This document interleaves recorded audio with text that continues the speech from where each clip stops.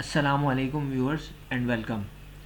KSE 100 को हम देखते हैं तो लास्ट वर्किंग डे में 1335 पॉइंट मार्केट माइनस क्लोज हुई। अच्छा, टेक्निकल एनालिसिस में एक टर्म यूज़ की जाती है किस, तो इसे इसका ये एब्रीवेशन है keep it simple and stupid. तो कैसे हम इसे keep it simple and stupid रखेंगे, ये हॉरिजॉन्टल लेवल मैं ड्रा कर रहा हूँ। हम लेफ़्ट साइड पे स्क्रीन इसको स्टोरी बुक के तौर पे, ग्राफ को स्टोरी बुक के तौर पर रीड करना सीखें।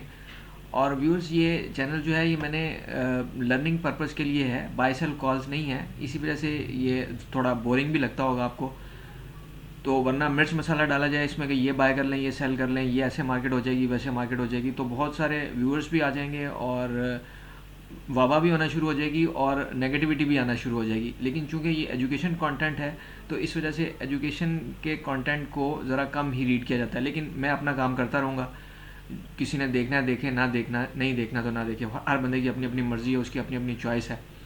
तो आप देख रहे हैं, आपका शुक्रिया। तो keep it simple and stupid के तहत ये ऊपर एक हॉरिजॉन्टल लाइन ड्रा कर दी। ये लेफ़्ट साइड पे जो 6 जनवरी को, जहाँ पे मैंने कर्सर रखा हुआ है, 6 जनवरी को जो एक हाई लगा था, उससे एक हमारे पास एक वो नुमाया रेजिस्टेंस आ गई थी, जो 20 मार्च तक मार्केट ने दो दिन ऊपर इंट्राडे में ट्रेड हुई, लेकिन फिर क्लोजिंग नीचे आ गई। एक दफ़ा फिर मार्केट ने 4 अप्रैल को अटैम्प्ट की ऊपर जाके 1800 2000 पॉइंट एक टाइम पे इंट्राडे में प्लस हो गई थी, लेकिन उसी दिन ही अपर शेडो और स्मॉल बॉडी के साथ, अपर लॉन्ग शेडो और स्मॉल बॉडी के साथ एक कैंडल बन गई, जो कि रिवर्सल पैटर्न कैंडल था रेजिस्टेंस एरिया में। तो ये तो हमारा रेजिस्टेंस साइड पे हो गया। अब इसे सपोर्ट साइड पे देखते हैं, तो वही हॉरिजॉन्टल लेवल जब हम लेफ़्ट साइड पे देखेंगे तो ये कीप इट सिंपल। तो लेफ़्ट साइड पे ये 26 दिसंबर को एक लो लगा हुआ था, यहाँ पे हम इसको स्टार्ट कर देते हैं हॉरिजॉन्टल लेवल को। यहाँ से स्टार्ट करते हैं तो एक दफ़ा मार्केट ने 6 फरवरी को उसको लो बनाया और फिर दोबारा ये जब क्लोजिंग बेसिस पे तकरीबन 4000 पॉइंट माइनस क्लोज हुई, लेकिन इंट्राडे में तो तकरीबन अच्छी खासी माइनस हो गई थी। तो वहाँ पे भी हमें वही एरिया नज़र आया जो कि ग्राफ के ऊपर पहले था। यानी अगर किसी की ग्राफ के ऊपर ग्रिप है और वो देख रहा है चीज़ों को, तो ये उसे सामने है चीज़ें। अच्छा, ये तो माजी की बात होगी। गोइंग फॉरवर्ड ये है कि अब ये जो एक बड़ी कैंडल बनी है, बिग कैंडल जो है, ये 7 अप्रैल की, अब ये नेक्स्ट 4 वर्किंग डेज जो हैं ये इसके अंदर ही हैं।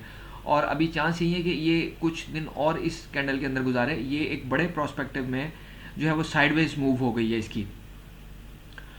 वैसे तो रेंज बहुत ज़्यादा है। कल भी लास्ट वर्किंग डे में भी 1335 पॉइंट मार्केट माइनस क्लोज हुई, जहाँ पे ओपनिंग आई वहीं पे माइनस, वहीं से यानी थोड़ा सा एक टाइम पे थोड़ा सा प्लस हुई, लेकिन फिर साथ ही साथ माइनस, और अच्छा खासा माइनस देखने में आया।